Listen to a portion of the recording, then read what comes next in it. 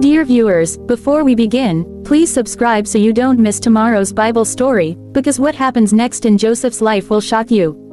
Now, listen carefully. Long ago, in the land of Canaan, there lived a young man named Joseph, the favorite son of his father Jacob.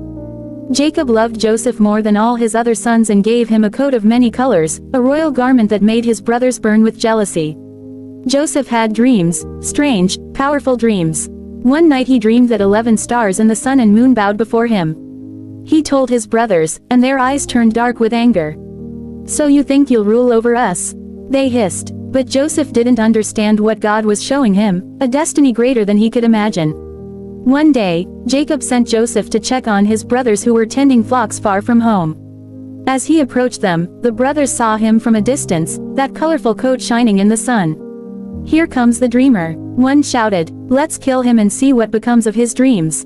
But Reuben, the eldest, stopped them. "Don't kill him. Throw him into the pit." So they stripped Joseph of his coat and threw him into a dark, empty well. Alone in the cold pit, Joseph's heart trembled. Above, he heard laughter, the laughter of his own brothers. Soon, a caravan of traders appeared, carrying spices and gold, heading to Egypt. Judah whispered, "Let's sell him. His blood will not be on our hands." And so, for 20 pieces of silver, Joseph was sold as a slave. His brothers dipped his coat in goat's blood and lied to their father, saying a wild beast had devoured him. Jacob wept bitterly for many days.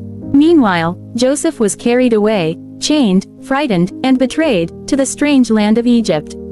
He was sold to Potiphar, an officer of Pharaoh. But even in a foreign land, God was with Joseph. Everything he touched prospered. Potiphar made him master of his entire house. But darkness returned. Potiphar's wife saw Joseph and tried to tempt him. Day after day she whispered, "Lie with me." Joseph refused, saying, "How can I do this great evil and sin against God?" One day, when no one was around, she grabbed his robe, and he fled, leaving it in her hands. Enraged, she screamed, "This Hebrew tried to attack me." Potiphar believed her lie and threw Joseph into the king's dungeon. Now Joseph sat in a cold, dark prison, forgotten, alone, innocent. Rats scurried through the shadows. Chains clanked. Nights were long and hopeless. But even there, God's light never left him. The warden saw something different in Joseph: wisdom, peace, and strength. Soon, Joseph was placed in charge of all the other prisoners. One night, 2 men were thrown into the prison, Pharaoh's chief butler and baker. Each had a dream they couldn't understand. Joseph said, "Interpretations belong to God. Tell me your dreams." He revealed the meaning. The butler would be restored, the baker would be executed. And exactly as Joseph said,